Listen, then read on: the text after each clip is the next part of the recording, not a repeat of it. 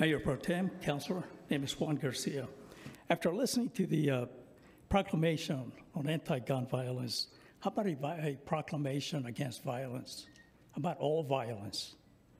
It was very sad to listen to that citizen earlier talk about his plight concerning the crime in Las Cruces. After listening to the Civilian Police Oversight Panel discussion, a few things come to mind.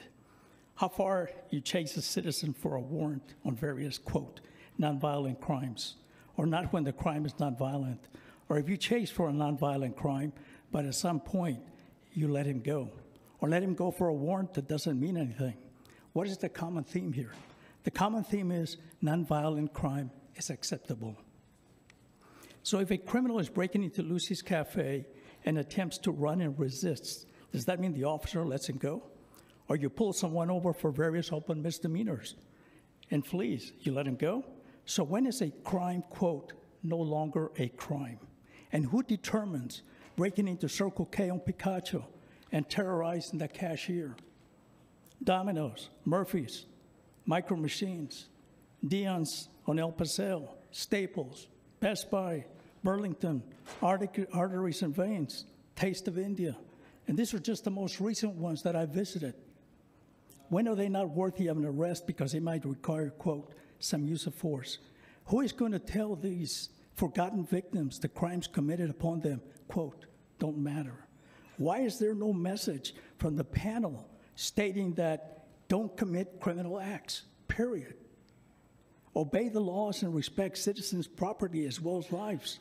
Instead, the message is, let's trivialize the crime so the criminal who is often portrayed as a victim goes free and continues his criminal behavior. On Saturday, May 27th, the Albuquerque Journal, regarding the new task force established by the governor. So, quote, so will this latest task force make a difference? Not without enforcement. The lack thereof is why customers are terrified, like here in Las Cruces also. And businesses are fed up with retail crime, are closing shop all over Albuquerque, and Las Cruces is coming up next.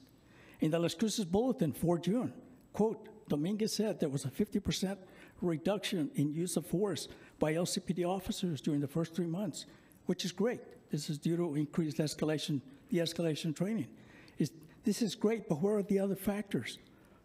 Is the LCPD concerned about being portrayed as killing citizens by execution style? Or perhaps allowing, quote, nonviolent criminals to walk?